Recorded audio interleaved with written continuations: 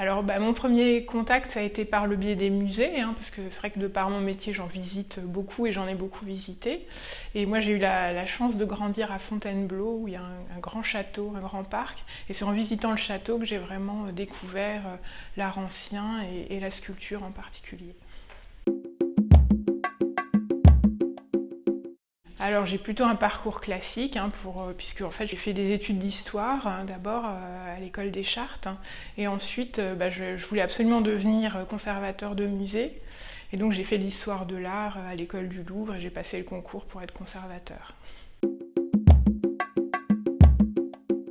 Alors je pense que j'ai eu de la chance au niveau de ma famille, hein, j'ai été très soutenue dans mon goût justement pour l'art et pour l'histoire de l'art. Et notamment ma mère qui m'a emmenée très jeune visiter plein de musées un peu partout en France. Alors c'est difficile de donner un seul nom. Alors c'est vrai que moi je suis plutôt spécialiste d'art ancien, donc j'aime bien l'art du XVIIIe siècle, notamment les portraitistes, Maurice Quentin de la Tour, Lyotard, mais aussi Chardin. Et pour l'art contemporain, j'aime bien les artistes qui sont en prise avec la nature, qui ont le goût du beau matériau. Je pense par exemple à Giuseppe Pennone ou des gens comme ça. Voilà. Alors j'aimerais bien travailler avec un grand musée aux États-Unis. J'ai eu la chance pendant mes études de faire un stage à la Frick Collection à New York et c'est vrai que j'en garde un bon souvenir, donc pourquoi pas.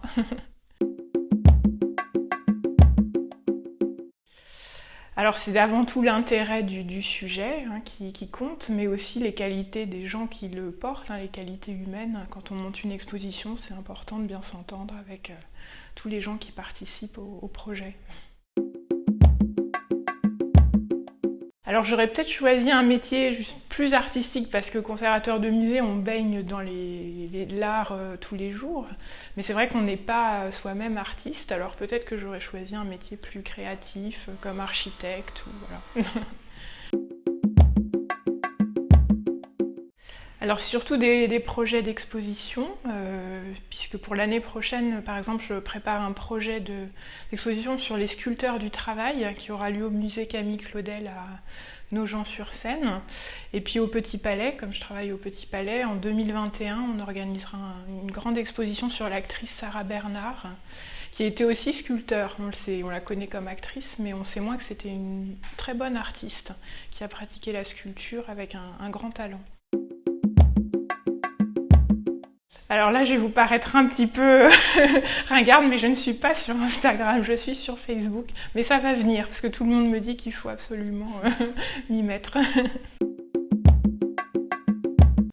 Alors, c'est vraiment un des plus beaux musées des arts décoratifs en région. Et moi, je l'ai découvert en faisant mes recherches justement sur Jean-Baptiste Lemoine. Donc ça fait, je pense, la 3e fois que je viens ici.